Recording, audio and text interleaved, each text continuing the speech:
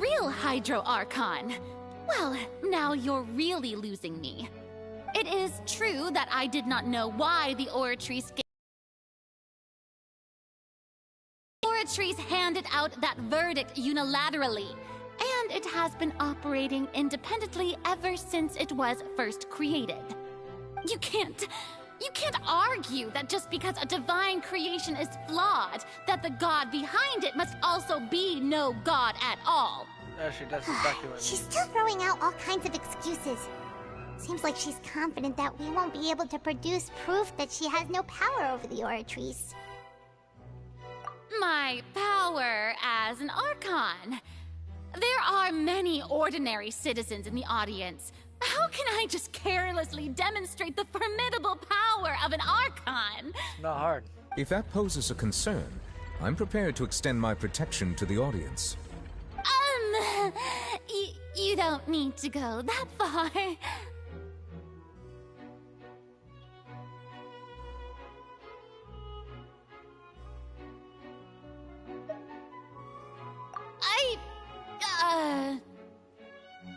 Aren't you the Hydro Archon? Or is it that you can't even wield the power of Hydro, much less the authority of a god? Indemnitium! Yes! It's all because of Indemnitium! All Archons derive their power from the faith of the people, and I've converted the people's faith in justice into Indemnitium! Thus did I give up all of my divine power to provide everyone with energy for their daily lives. Have you ever seen a more magnanimous god? Isn't that a huge stretch? Yeah, no matter how generous an Archon can be, how could they give up all their power? Can a god with no power even still be called a god? It seems like nobody's buying Farina's excuse. Hey, come now, everyone. Please don't stare at me as I'm still the same Farina you knew, right? The one that you loved. Shouldn't you want to believe in me, please? You've got to believe me. If what the prosecutor said is true, she really has committed a grave offense. Did she deceive all of us? And all of our parents and grandparents too? And all of our ancestors? Ever since they were born? Enough. That's enough. Tell me then, if I'm not the real Hydro Archon, then who is? If you have no evidence of another Hydro Archon's existence, nor can you find anyone who can back up their claim to be such, then what grounds have you to say that I'm not actually the real deal? Actually, the real is... She came up with yet another argument. How can we refute her now? Seems like she really doesn't want to give up.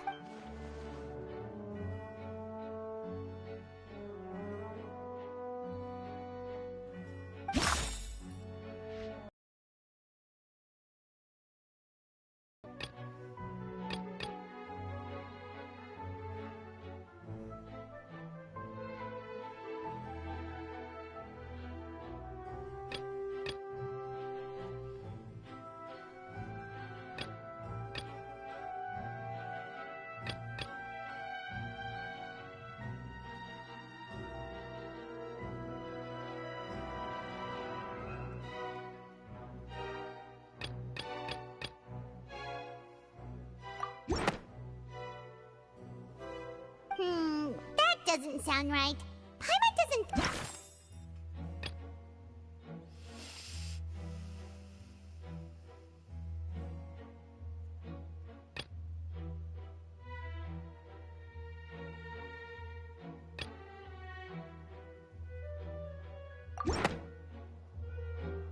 Probably wrong again. It has been established that all Fontainians can dissolve in water from the primordial sea. And that means... Since you insist on claiming to be a god and not a human, then there's a method that you can use right here and now to eliminate all suspicions of you being the latter.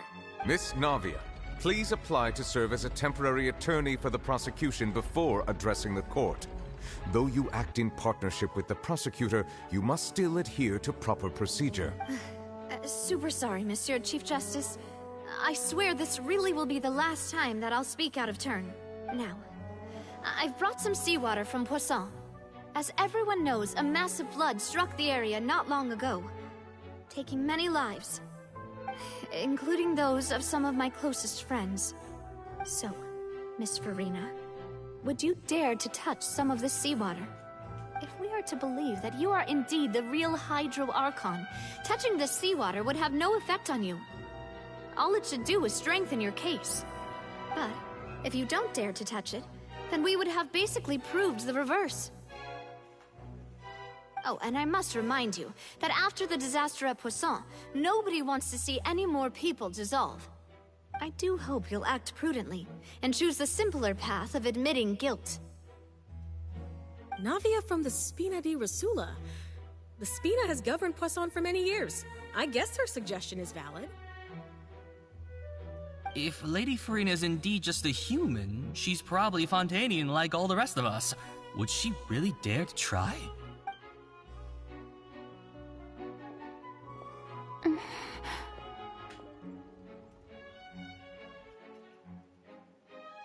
Lady Farina, this test has been unilaterally proposed by the prosecution. As it falls outside the realm of standard court proceedings, you possess the right to decline participation. Well, of course he had to tell her that. But refusing to participate is basically the same as a confession of guilt. She's just staring at the water without saying a single word. It really does seem like she's quite terrified of it. That could only mean... What's going on? Is she really planning to... that's not what we thought she would... Due to the inherent risk of the test, Lady Farina, you may...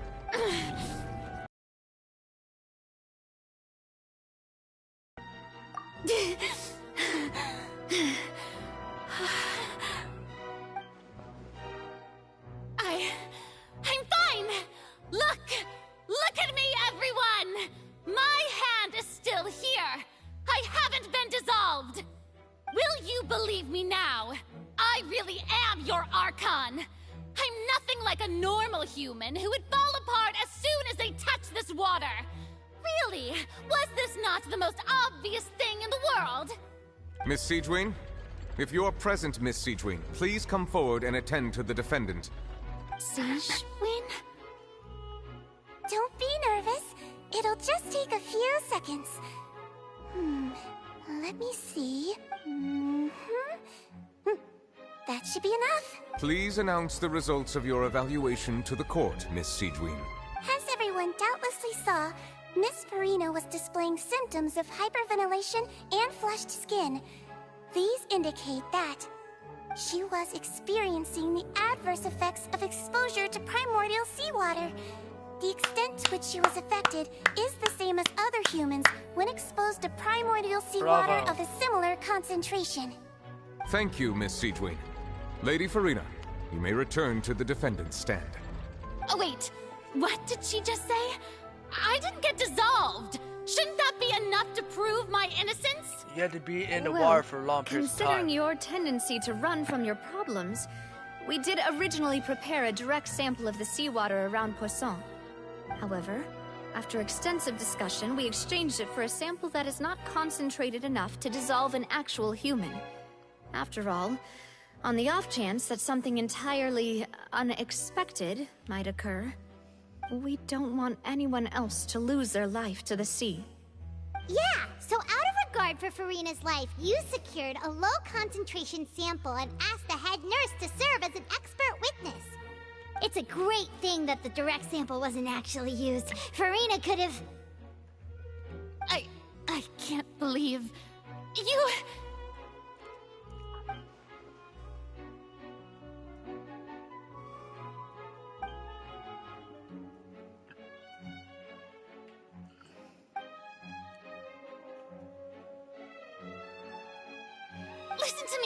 Listen to me, everyone! Please don't give me such cold and disdainful looks! What happened just now didn't prove a single thing! Think about it! How can you conclusively prove that an Archon can't also be affected by the primordial seawater? Because the previous one was not. Also, If I was really just a human, why would I dare to just put my hand in that kind of water?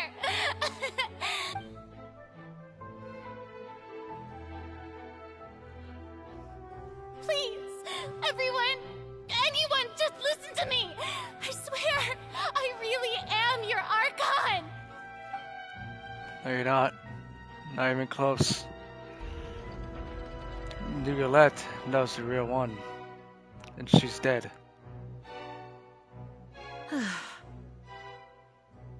I don't think anything she says at this point will sway anyone. The odds are just too stacked against her now. With all the things that have been said, Paimon doesn't think there's any way left for Furina to win. I believe the time for arguments and presentation of evidence has come to an end. If there are no objections, we will move on to the final judgment. I'm sorry, Furina. But you brought this on yourself. I don't think anything she says at this point will sway anyone. She's too stacked against her now.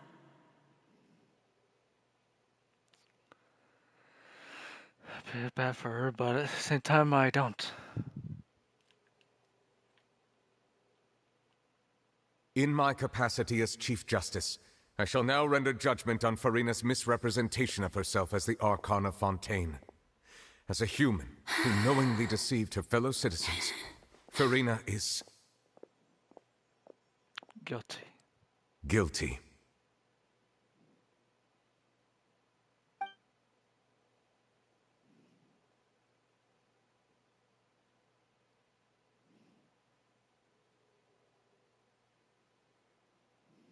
We shall now turn to the Oratrice Mécanique d'Analyse Cardinale to render the final verdict on the charges.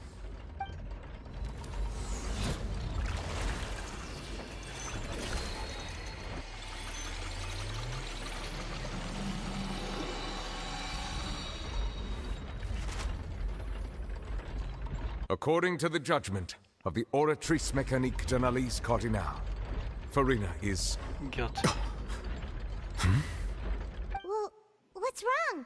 What's the Oratrice's verdict? No. The Oratrice also displays a guilty verdict. Isn't that correct then? However, the exact wording of the verdict is thus. The Hydro Archon, guilty, to be punished via the death sentence.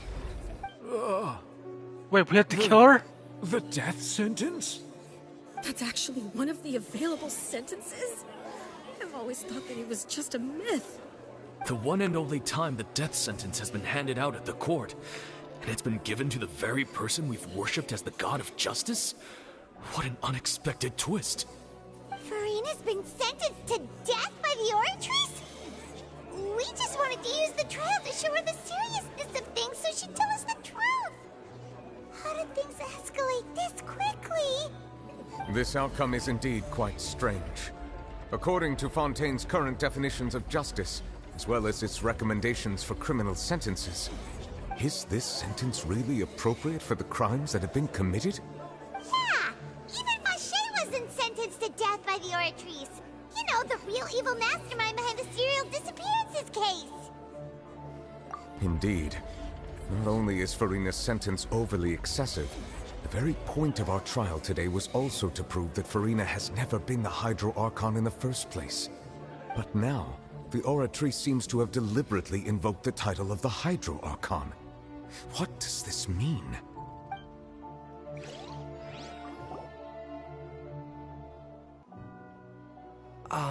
Excuse me, if I may interrupt.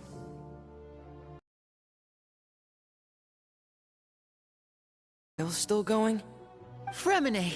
Huh, you finally made it. I assume... Priority.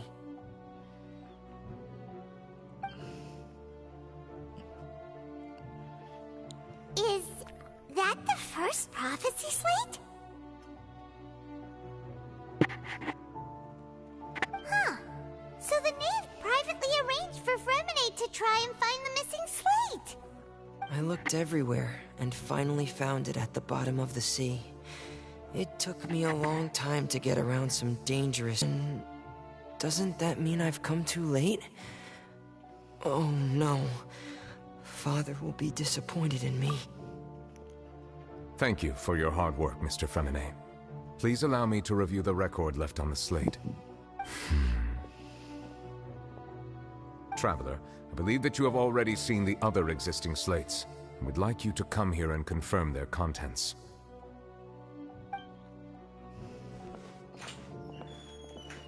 Huh? So what do you see? What is it?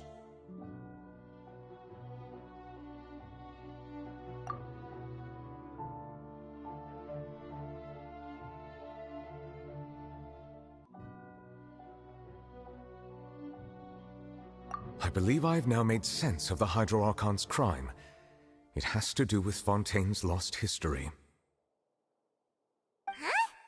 Isn't the Hydro Archon just guilty of deceiving her people?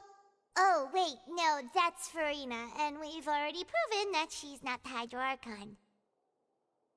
So when you say Hydro Archon, do you mean the real Hydro Archon we've been kinda talking about? In truth, everything that you've encountered in Fontaine up until this point can be traced back to the contents of these stone slates. However, I'm uncertain as to how much sense they currently make to you. Okay, let's try to recall the contents of the other 3 stone slates. Paimon will do her best to help you remember.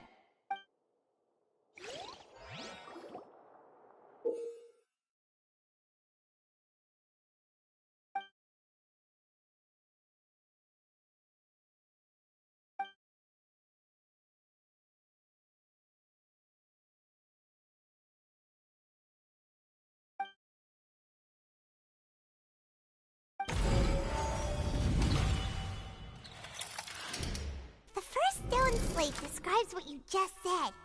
It seems to show the previous Hydro Archon using her divine power, and then the Oceanids turn into humans. Does that mean that Fontainians are transformed Oceanids? Oh, Paimon wasn't expecting that. But if Oceanids can turn into humans, then perhaps this process can be reversed as well. The second stone slate shows Celestia floating in the sky, and the Hydro Archon and her people worshipping it together. But the heavens still brought judgment down upon them. This must be the point when the Hydro Archon and the Fontainians were branded with their original sin. Does this mean that the original sin and the Hydro Archon sin are the same thing? The third slate shows the Hydro Archon sinking into the sea surrounded by many people. That reminds Paimon, didn't we also watch that happen to someone else? Well, the fourth slate is the prophecy the Fontainians have been talking about. People dissolving into the sea, the Hydro Archon crying on her throne, and so on. We didn't believe that such a crazy disaster could happen at first, did we? But after that incident, it was just a question of when and not if.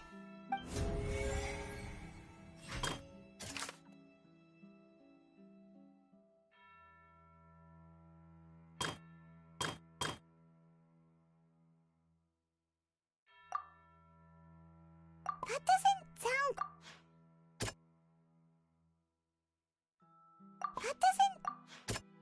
That doesn't sound... Perhaps what is about to take place has all happened before. The true sin of the Hydro Archon that Nervalette mentioned, and the original sin cast down on the people of Fontaine by Celestia, as recorded on the stone slates.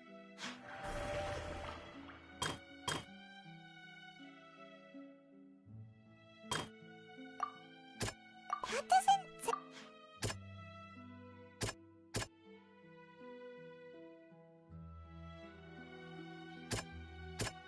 That doesn't... It's not as simple as falling into the sea. When Navia fell into the sea, her consciousness was subjected to judgment. The stone slates show the people gathered around the Hydro Archon in the sea. Could that be alluding to the same thing?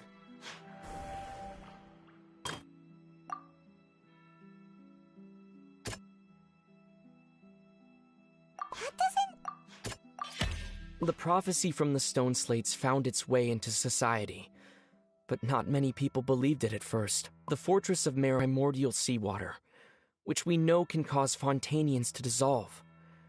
It seems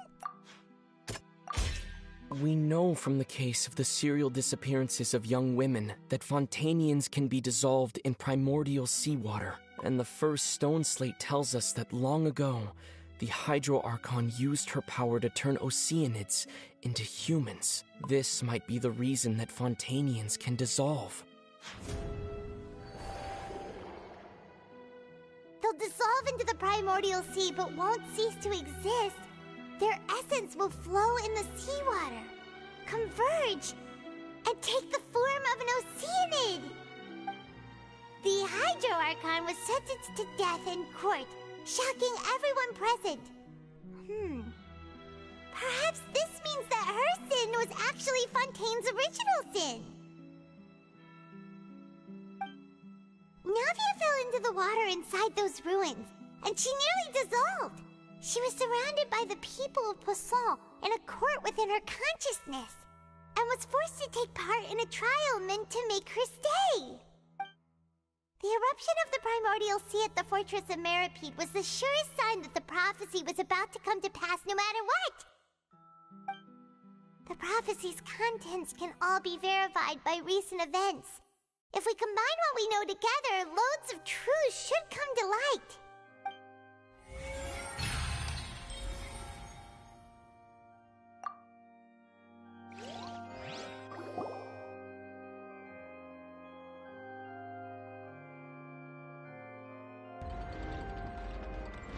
Huh? Oh, Paimon gets it now! So that's how you can make sense of it. But then it feels like we're going to have to share some truly shocking revelations. Let's hear them.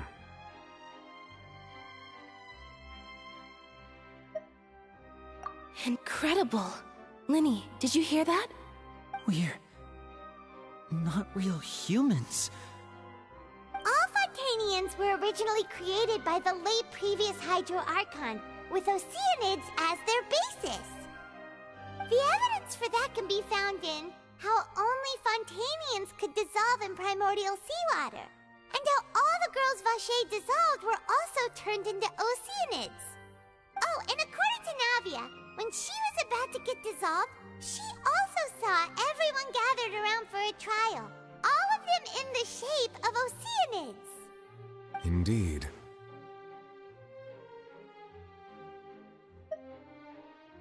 Yeah, and it follows from the content of the first slate that she probably angered Celestia by creating humans without prior permission. That could also explain why the Oratrice judged the Hydro Archon to be guilty. It's to account for that ancient sin. The Hydro Archon's true sin was creating us? And yet, after many hundreds of years, the Hydro Archon's creations have turned around to try to judge the Archon within the Opera Epiclese. Yeah, isn't the image here just like when Navia fell into the sea? So wouldn't it be trying to show the image of the Hydro Archon also falling into the sea once the prophecy has been fulfilled in the fourth slate? In the end, the people will all be dissolved into the waters, and only the Hydro Archon will remain weeping on her throne. Only then will the sins of the people of Fontaine be washed away. Did Paimon get all that right? You've made some keen deductions. I must say, given how much you still don't know, it is impressive that you've already managed to connect so many pieces of the truth. However, while you were able to decode all the information on the slates, they've also been etched with an additional layer of hidden information using a different power source. When we were at the ruins, I tried to decipher the hidden information recorded in the slates. But since we only had 3 slates at the time, I was unable to come to a full conclusion. Now that the slate collection is complete, I shall make another attempt to decipher the narrative recorded within. If everything goes well, we should finally be informed of the unadulterated truth.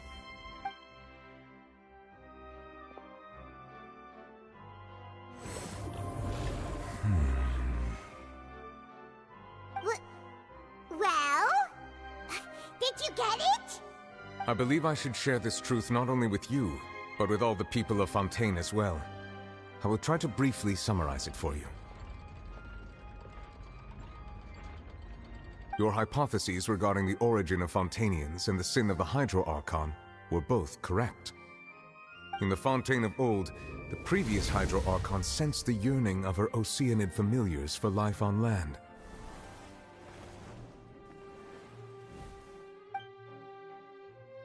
The Oceanids were enamored with the beauty and romanticism of human beings, and wishing to have those experiences for themselves, expressed to the Hydro Archon their desire to become of a similar kind. However, intricately linked with the power of life, the Hydro Archon, as one of the seven, did not possess the authority to create a new form of human life. Not one to give in, she eventually found a way to create permanent humanoid bodies for her familiars by appropriating the power of this planet's primordial sea. She poured primordial seawater into the Oceanids' blood vessels, creating humanoid mimics in the process. But if Fontainians were to ever come into direct contact with water from the primordial sea, the power within their bodies would escape these artificial restraints and return to the sea.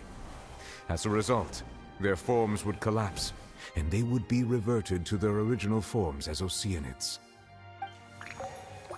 Of course, the Hydro Archon never received permission from the heavenly principles to create a new human race.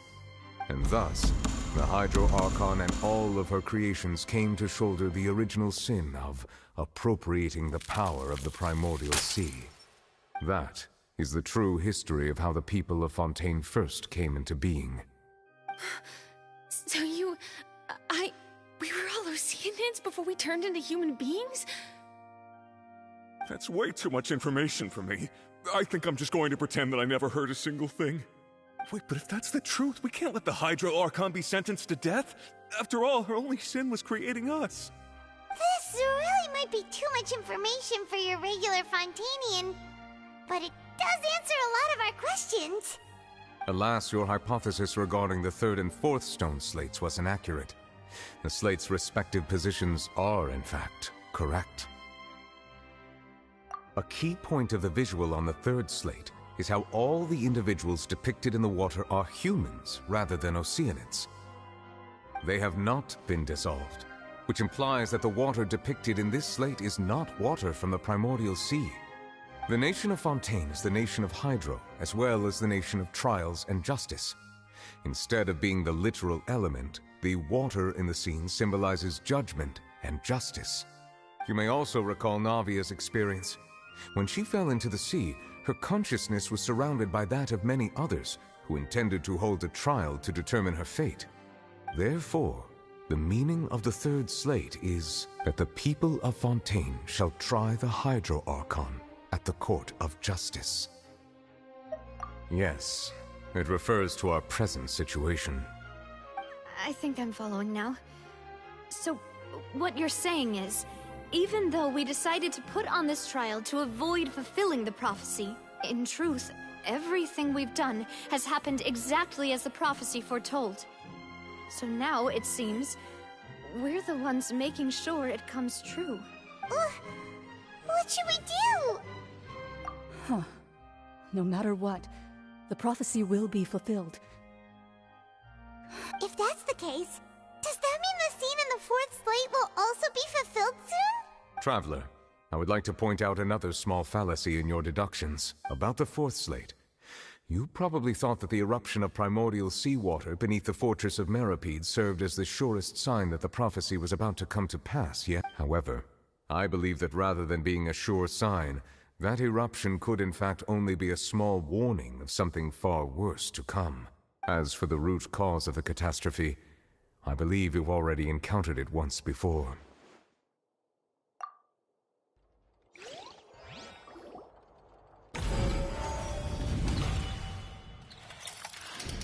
This eruption was just a small warning of the things to come. We must find the root cause of the disaster.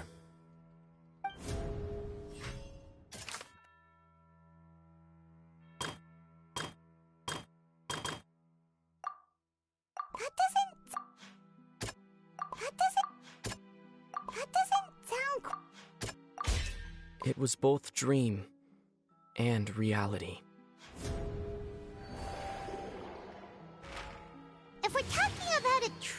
culprit. That could only be that thing inside the primordial sea, right?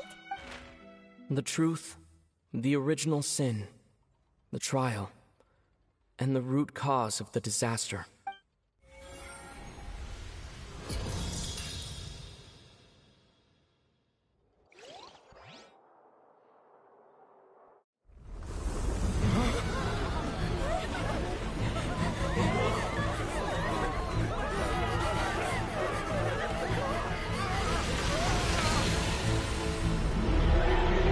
This is the end.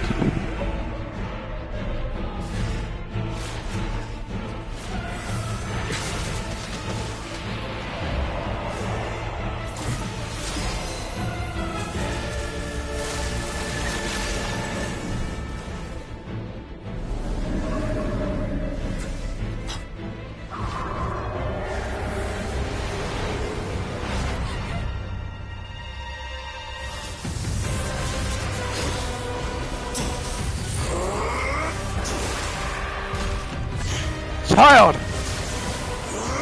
Take him down.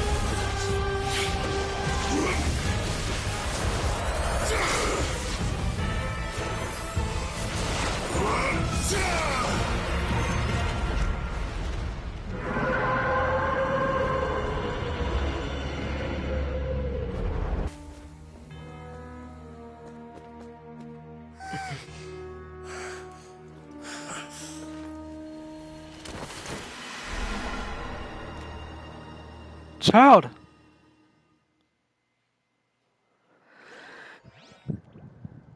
That was way too close! How did that thing just burst into the Opera House?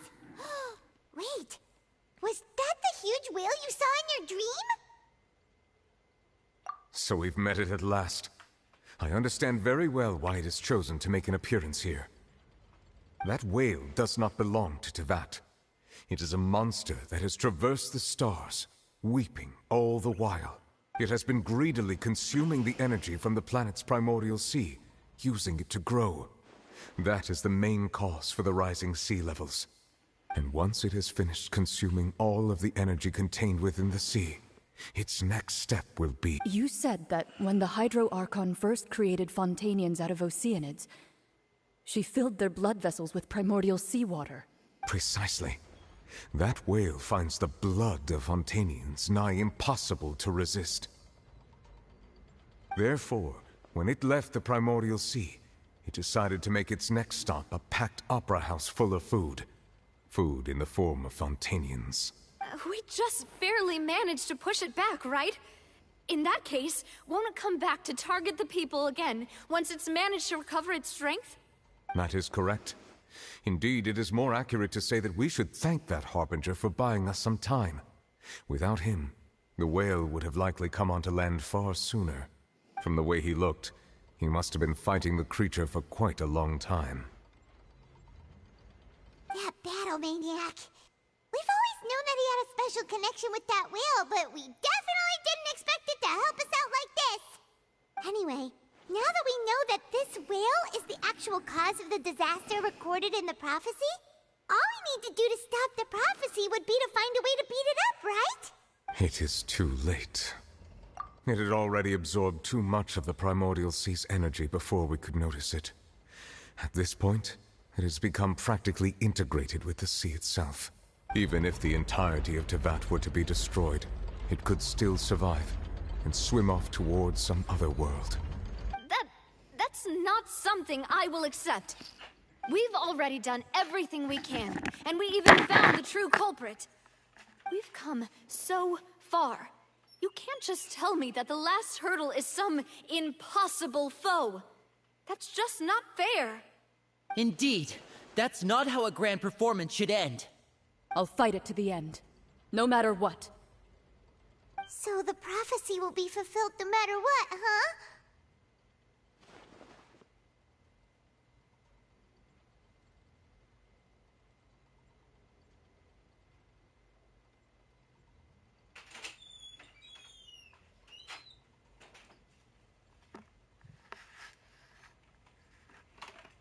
The prophecy.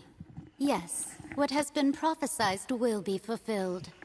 You may view such things as the history of the future.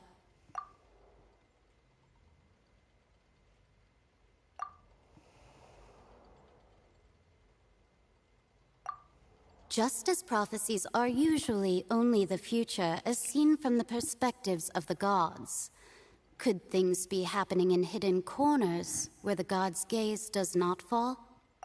Ultimately, fate shall serve as your only guide, no matter what will happen in Tevat's future.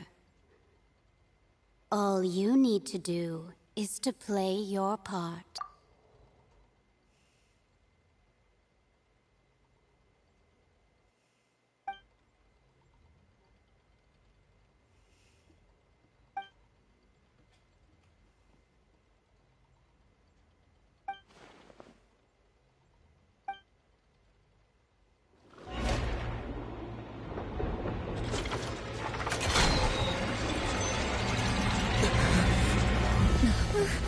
What's happening with the oratories? I believe it is preparing to carry out the death sentence.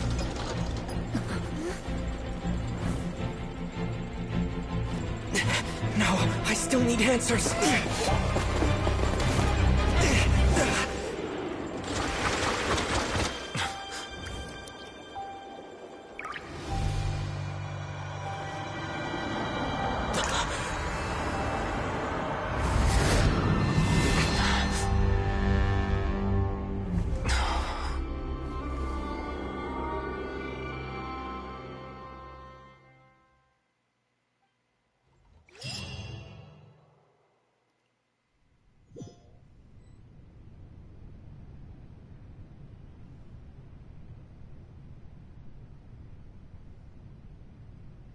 The real archon. You.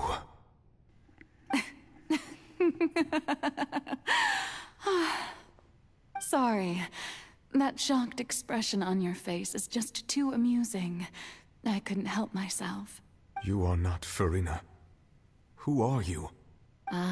The sweet sound of bewilderment. Marvelous. A sure sign that my attempt to deceive everyone was a resounding success. But to answer your question, I am Focalor. You know, the god. Focalor? Why did you deceive us? Oh, that wasn't my goal, of course. Goodness, no. But I had to fool everyone else too, if I was to stand any chance of deceiving the heavenly principles. Deceiving the heavenly principles? It's all because of that pernicious prophecy. Dreadful, wasn't it? Everyone doomed to dissolve. Fontaine condemned to be flooded. One was not amused. In fact, one was positively bemused when that problem was thrust upon me by my dearest predecessor. That's the former Hydro Archon Egeria for the uninitiated. It hardly gets more disastrous than a preordained national catastrophe, now does it?